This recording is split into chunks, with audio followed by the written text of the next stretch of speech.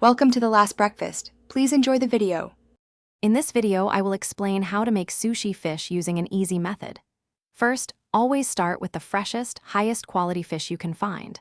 Look for fish specifically labeled as sushi-grade or sashimi-grade from a trusted fishmonger. This ensures it's safe for raw consumption. Once you have your fish, it's crucial to keep it properly chilled, ideally around 32 degrees Fahrenheit, until you're ready to prepare it. Now, let's talk about slicing. A very sharp knife is essential for clean, precise cuts that won't tear the delicate fish. Always slice against the grain of the fish. This technique helps break down the muscle fibers, resulting in more tender, melt-in-your-mouth pieces. Try to make your slices uniform, aiming for about 1/4 inch in thickness for consistent texture and presentation. For an extra layer of flavor, you can marinate thin slices of fish.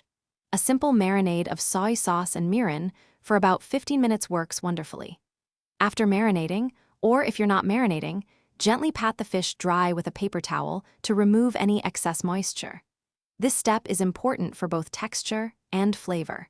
Store any prepared fish in an airtight container in the coldest part of your refrigerator for up to 2 days.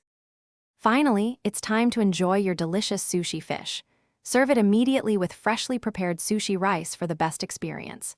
Don't forget to offer traditional accompaniments like a dab of wasabi, some refreshing pickled ginger, and a small dish of soy sauce for dipping. These elements truly complete the sushi experience. Also, for those looking to streamline their kitchen, check the description for a link to some fantastic leak-proof meal prep containers and other great deals. They can make a big difference in keeping your ingredients fresh and organized. Thanks for watching. If this was helpful, leave a like and consider subscribing. See you next time.